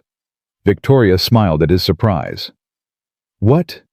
You didn't think your daughter and I talk? I didn't know. She's remarkable, Marcus. She sees everything, notices everything, just like her father. She gets that from her mother. Maybe, but she learned to use it from you. Marcus was quiet for a moment. Then he said, Thank you, Victoria. For what? For listening. A year ago, you made a choice that could have ended your career. You trusted a janitor over 7 consultants. You cleared a control room and gave me 4 hours to prove I was more than my uniform.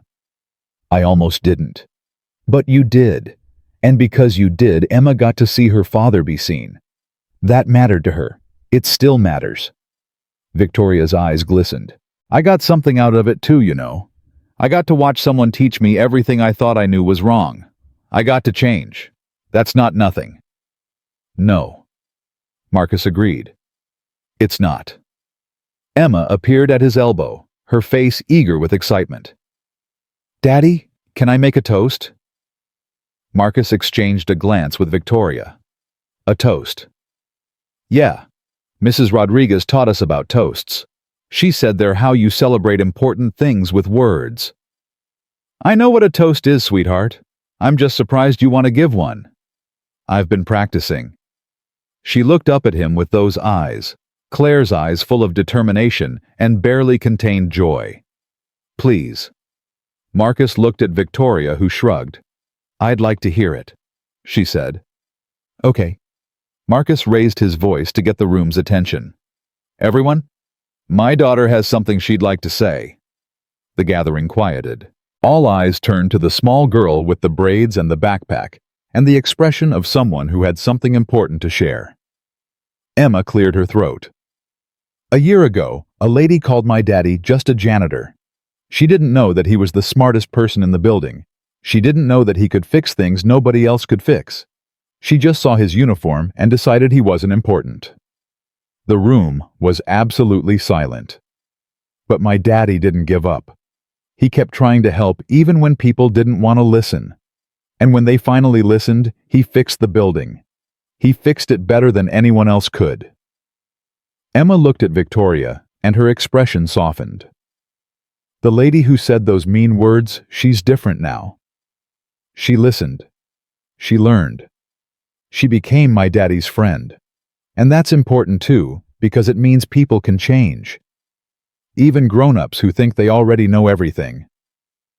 A soft laugh rippled through the room. My daddy taught me that everybody has gifts, not just the people with big offices and fancy degrees, the security guards, the cleaning people, the people who make sure the building works every single day. They all see things, they all know things, and when you listen to them, you can fix problems before they even happen. She raised her juice box. So this is my toast. To the people who pay attention, to the people who listen, and to my daddy, who showed everyone that nobody is just anything. She took a sip of her juice. For a moment, nobody moved. Then Victoria started clapping, and Derek, and Sarah, and everyone else in the room, a wave of applause that seemed too large for the small gathering it came from. Emma blushed and retreated to her father's side. Marcus wrapped an arm around her shoulders and pulled her close. That was beautiful, sweetheart. I practiced in the mirror last night. It showed. Daddy. Yeah. Is Mommy proud of us? Marcus felt his heart clench. He looked around the room at the people who had become his colleagues, his allies, his friends. At Victoria, who had transformed from adversary to advocate. At Derek, who had believed in him when belief was scarce. At the building that had revealed its secrets to someone patient enough to listen. And he thought about Claire, about her faith in him, about her final request. Don't disappear. Yeah, sweetheart, he said. I think she's very proud. The gathering wound down as the afternoon faded into evening. People returned to their desks, their tasks, their lives. The operations hub emptied until only Marcus and Emma remained standing by the window, watching the city lights begin to flicker on. "Daddy." "Yeah." "Can we go home now?" "Yeah, let's go home." He took her hand and led her toward the elevator. As they walked, he passed the spot where he had stood a year ago, mop in hand, invisible, dismissed, certain that his voice would never be heard. He wasn't that person anymore. He was a father, an engineer, a director, a man who had learned that hiding wasn't protection, that invisibility wasn't safety, that being seen was worth the risk of being judged. And he had an 8-year-old daughter who had taught him all of that simply by believing in him when no one else would. The elevator doors opened. Marcus and Emma stepped inside. "Daddy." "Yeah, sweetheart. I love you." "I love you too, Emma. More than anything in the world." The doors closed. The elevator descended. And Marcus Webb, former janitor, current director, forever father, went home with his daughter, carrying nothing but the knowledge that he had finally become the man his wife had always believed he could be. Because in the end, that was the only truth that mattered. No one is just anything. Every person contains world's hidden depths, unexpected gifts, capabilities waiting to be recognized by anyone willing to pay attention. The building knew this now. Its people knew this. And Marcus Webb, who had spent 3 years being invisible, had finally learned to let himself be seen.